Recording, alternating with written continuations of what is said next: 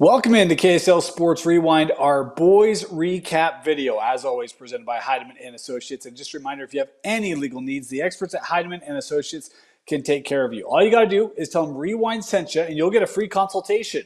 Be it setting up a living will and trust, maybe you have legal questions, whether you need some consultation or something, they'll give you a free consultation. Just call 801-472-7742 and just tell them that Rewind sent you. All right, folks. Hey, we have just a couple weeks left in the regular season. Wanted to catch up. We had some big-time matchups these last 2 weeks since we last talked about boys. But let's dive into our opening face-off, shall we? And today we wanted to talk about some of the stellar play. We talked about some of the players that have had fantastic years. We got a couple of record watches going on right now in boys lacrosse. We did our best to try to look at the landscape, see where things were shaking out. We got a couple for you. If you remember last year, the Brighton Bengals had themselves a heck of a goalie in Mason Frey. Led the Brighton Bengals to that state championship last year. Set a single season save percentage record. 716 was his save percentage last year en route to that state title. He also set a record for goals against average at just under 4.98 over the course of his career. Fantastic. And then he had a 3.9 save against or goals against average in his senior year. One of the best goalies to ever come through the state, Mason Frey. Well, we have a couple other goalies that have had fantastic years this year that we wanted to give some shout outs to just because they're on pace to potentially break some of those early records or some of those records from Mason Frey. Let's start first with save percentage, shall we? Because you look at that 714, heck of a season for him. There are some minimum qualifications that go to infect when you're talking about these records. Minimum 7 games plays. There's also a minutes requirement.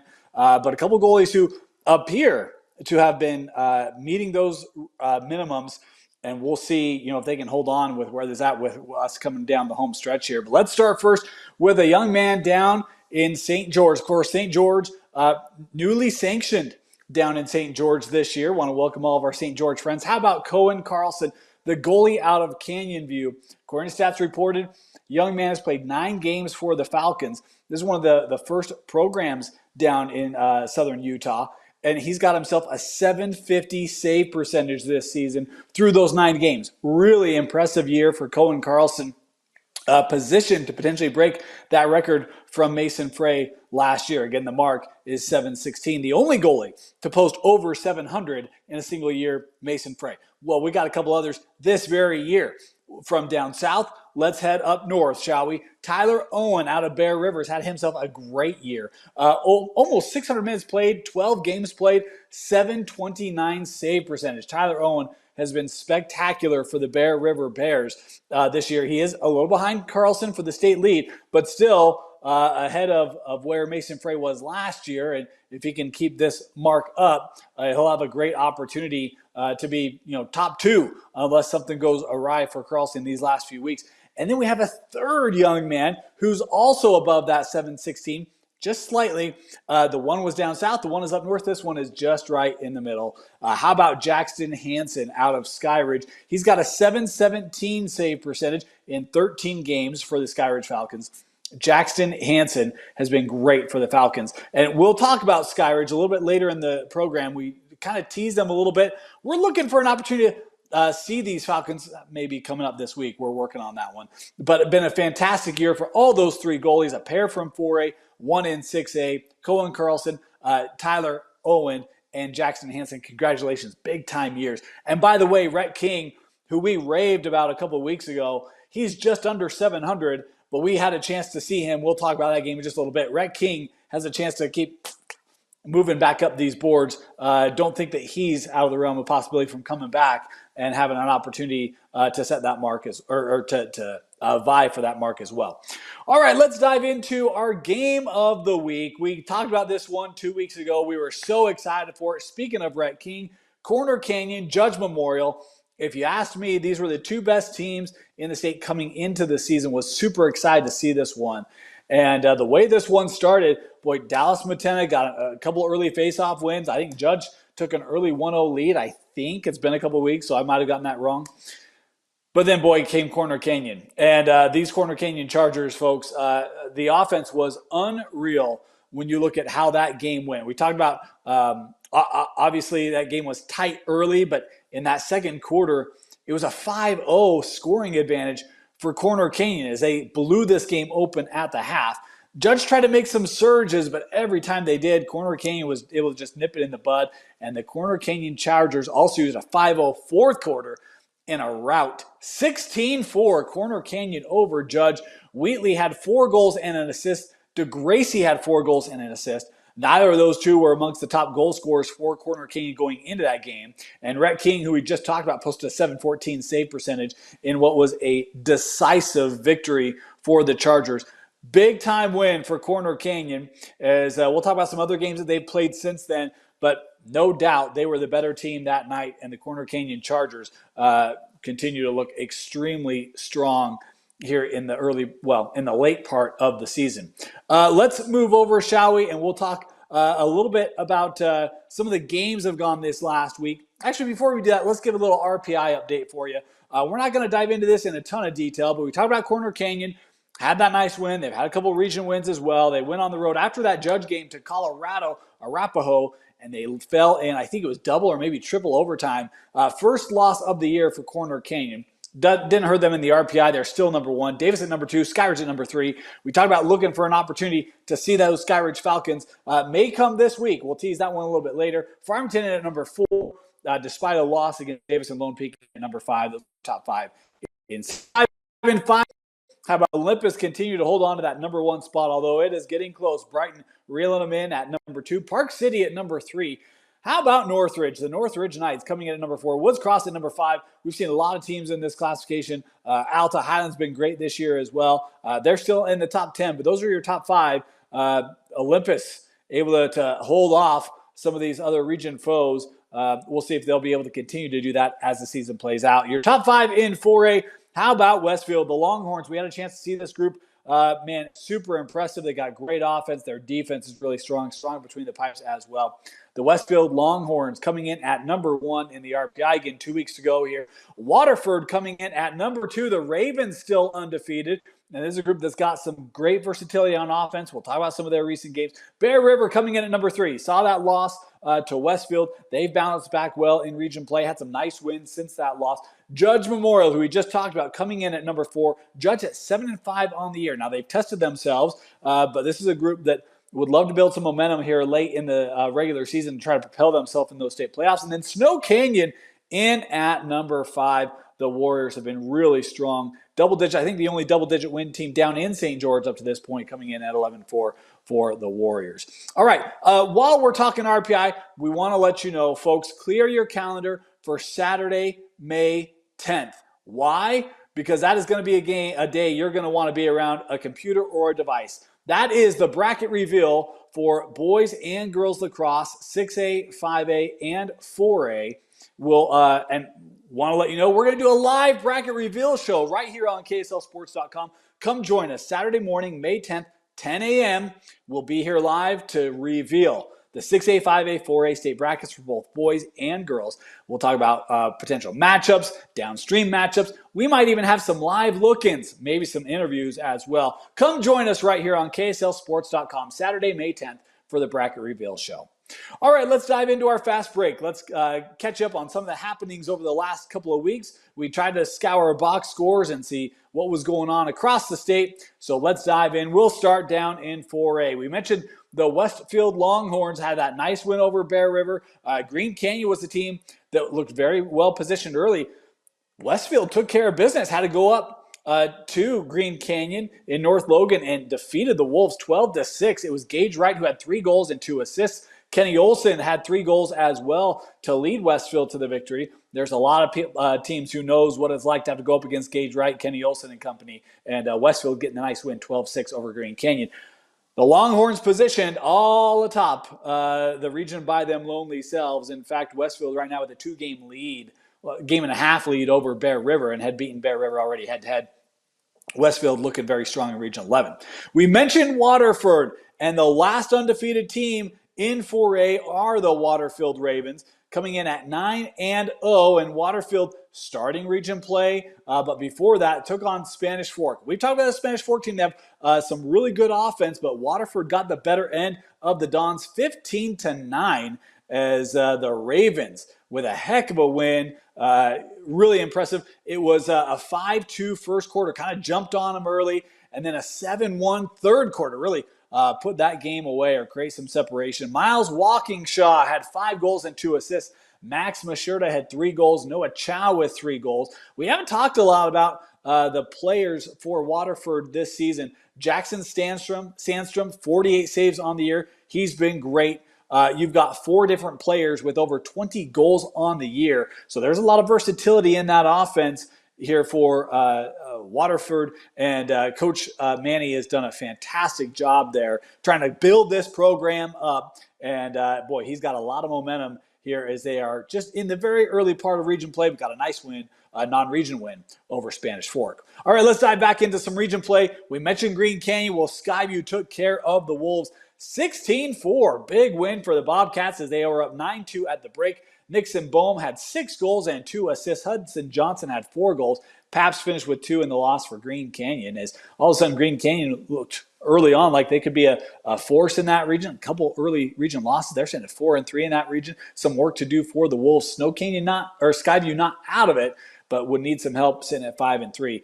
How about we move back to Region 10 in not just a region game, but a rivalry game. Judge Memorial and Juan Diego.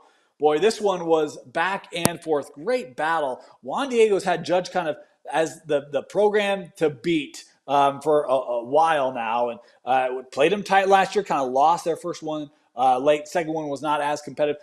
First matchup this year, and this was close throughout the contest, but Judge too much. The Judge Memorial Bulldogs pulling away 10-7 as 3 goals and an assist for Jerome, and then Rome Swanik with 2 goals. Wood had a pair as well as Judge improved to 2-0 in region play. A couple games that also were played this week, but we're filming this on Saturday. Haven't been able to see final box scores yet, but want to let you know some key results. Those very same Juan Diego Soaring Eagle had a nice bounce back after the loss to Judge, defeating Green Canyon 17-13. Good to see Green Canyon getting that offense going again. They're going to need that offense to make a run in the state playoffs with how much scoring there is in 4A. And then Westfield, I talked about Skyview got the nice win over Green Canyon.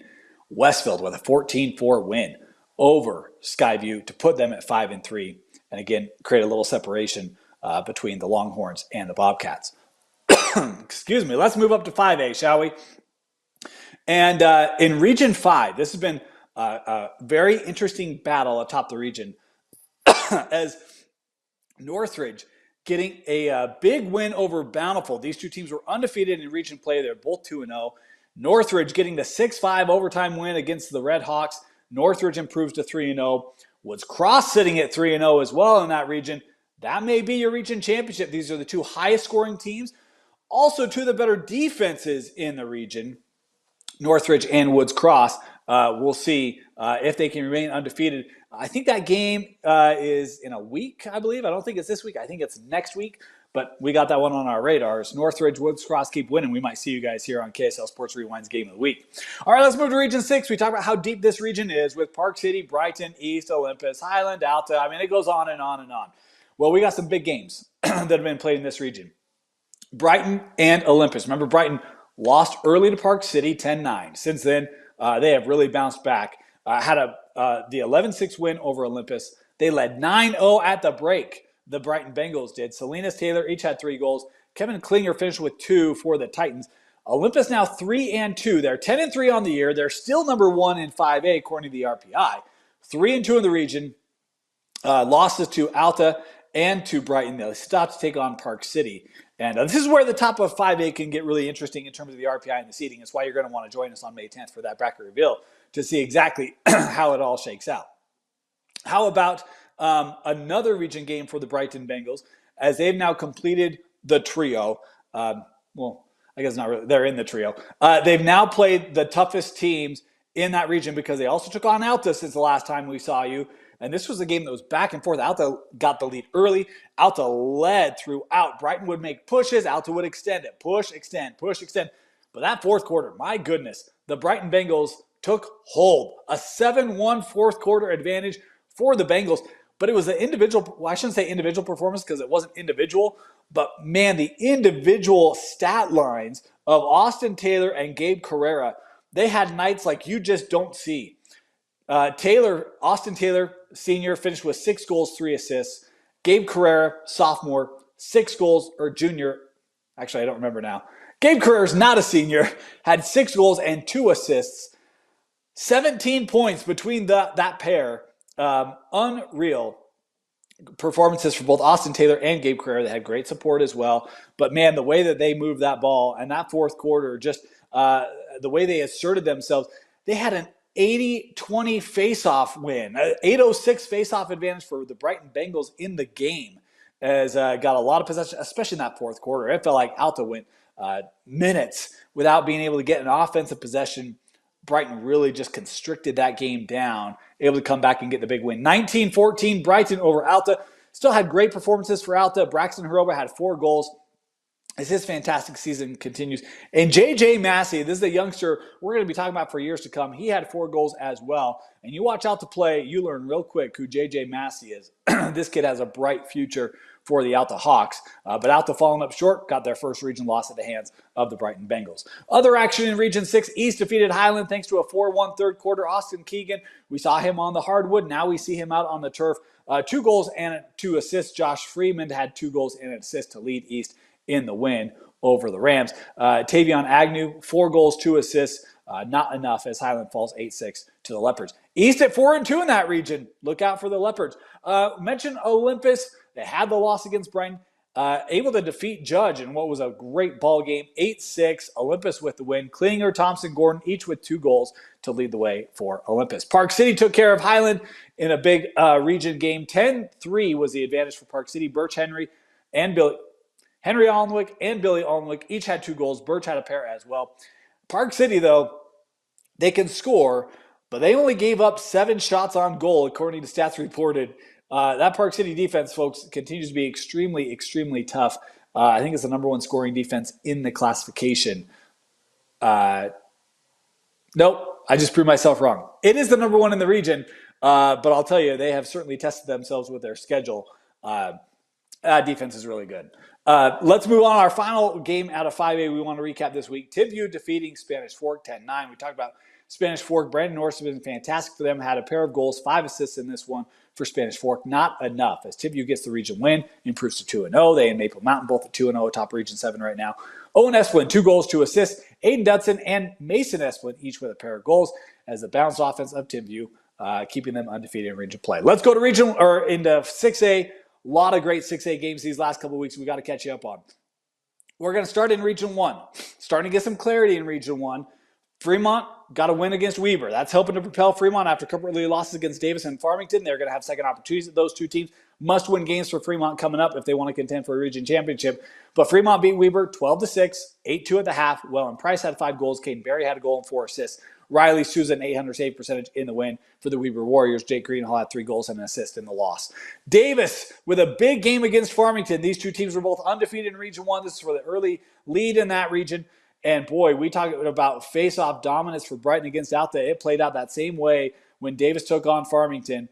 As you could tell, Farmington trying to get some new skill built up there at the spot, and going to take a little bit of time. Davis was got off to an early lead, I think 5-2. Farmington came back to tie it up, and then Davis just ran away with this in the second half. Christian Bott had 5 goals for the Darts. Edelman and Donegan each with 3, as Davis, the possession, just absolutely took the air out for Farmington. Second half, Phoenix really struggled to get any possession at all in the offensive end. A lot of turnovers were created. That Davis pressure, really, really tough, as Davis got the 15-5 win to remain undefeated in Region 1.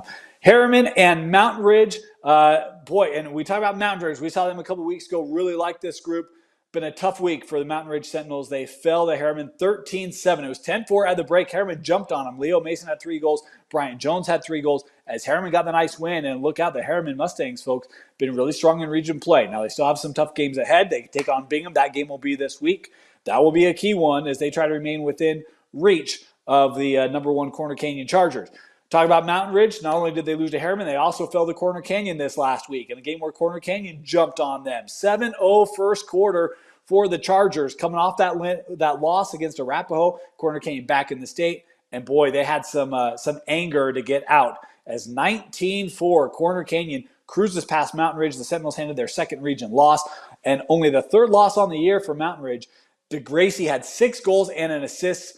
Corner Canyon outshot Mountain Ridge 32-12 in terms of shots on goal. Just a dominant night for the Corner Canyon Chargers as they remain undefeated in the state and in region play. Riverton got a nice overtime win against Copper Hills, but a tough year for both these two teams. I want to talk about that one as Derek Scholson had 4 goals. Connor McGarry had 4 goals. 13-12, the advantage. Riverton getting the win over Copper Hills. Cloward had 4 goals, and Hyde had 3 goals in the loss for Copper Hills. We talked about Mountain Ridge, a couple of tough losses. Well, they got a nice region win as they defeated Bingham in overtime 9-8. Gert had 3 goals, and they had a face-off advantage in this one to help propel Mountain Ridge to their first region win of the year. Devin Pierce had 3 goals in the loss for the Bingham Miners.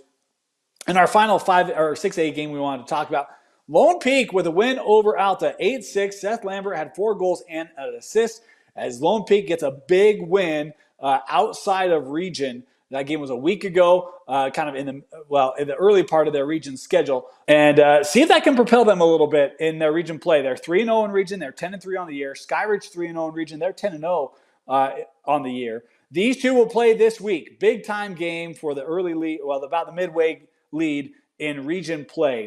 And we talk about Lone Peak trying to get back to remember when this sport was first sanctioned. They were top 3, top 4, had some great goal scorers, great play in cage as well, trying to keep that established in this program. Jackson Bevins, 54 saves on the year, been great in goal. And then you look at the offense, really led kind of by 3 guys. Talk about Seth Lambert, his great game against Alta, 33 goals for Lambert on the year. Fenton with 24, Harris with 21.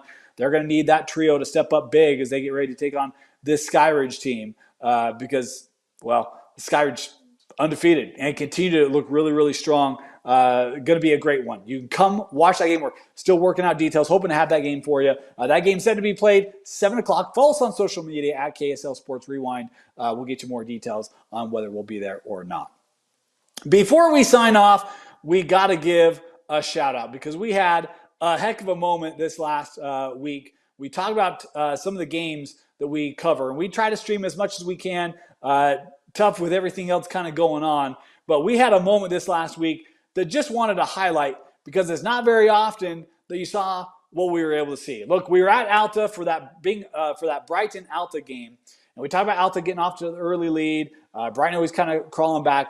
Tell you, Brighton puts a ton of defensive pressure on, and Brighton was in a 10-man ride a lot. Well, Alta tried to take advantage of that, and how about this shot from Colton Tuller? Little 10-man here for Brighton. Tuller going to take a swing at it. That one in the goal, and it's a goalie goal. How about Colton Tuller taking advantage of the 10-man ride, able to throw that 60 yards. Yeah, that's right, folks. Colton Tuller, the goalie, with the 60-yard heave as Brighton was in that 10-man, able to score it. I love the reaction by the goalie and by his teammates. How often you get to see a goalie goal. Unfortunately for Brighton fans, and look, I'll apologize to Brighton parents, players, Coach O'Donnell. We did Brighton Park City last year. That was a walk-off game winner for Park City as their goalie went end-to-end and scored. And then on this night, it was Tuller with the heave in the 10-man ride. Brighton was putting the pressure on, able to score. Apparently, we are bad luck for the Brighton Bengals. Coach, I apologize. It's not on purpose, I promise. But man, just such a great moment for Colton Tuller, that young man, a senior with an opportunity to score the goal. His first of the year, obviously, you don't get that very frequently. Colton Tuller, heck of a play. Wanted to give a shout out to him. And again, heck of a game. Brighton gets the win 19-14, but a great moment for that young man. Just a reminder, folks, we hit it up earlier, but we want to remind you, May 10th, 10 a.m., you'll want to make sure you come join us on KSLSports.com as we'll have a live bracket reveal. Show you how the bracket shakes out in 6A, 5A, 4A, and you can join us at 10 a.m. Saturday, May 10th. Join from a phone, web browser, wherever you want. Cannot wait to bring you that live bracket reveal. We got some stuff up our sleeves in terms of going to try to make that show really fun, really special, but come join us Saturday, May 10th. On KSLSports.com. Thank you so much for joining us. Follow us on our social media at KSL Sports Rewind on Instagram, on X. Hit us up on social media. Let us know if there's anything that we're missing. If there's players, performances we should be talking about. We try to look at everything, but sometimes we miss stuff. And let us know if there's things we should be talking about. Cannot wait. We've got more game streams coming up these last 2 weeks. Going to try to make a hard push throughout the state as we try to bring you the close of these region races and final jockeying before that RPI reveal on Saturday, May 10th. For Vince Francis, my name is Dane Stewart. Thank you so much for joining us, and we look forward to seeing you next time right here on KSLSports.com.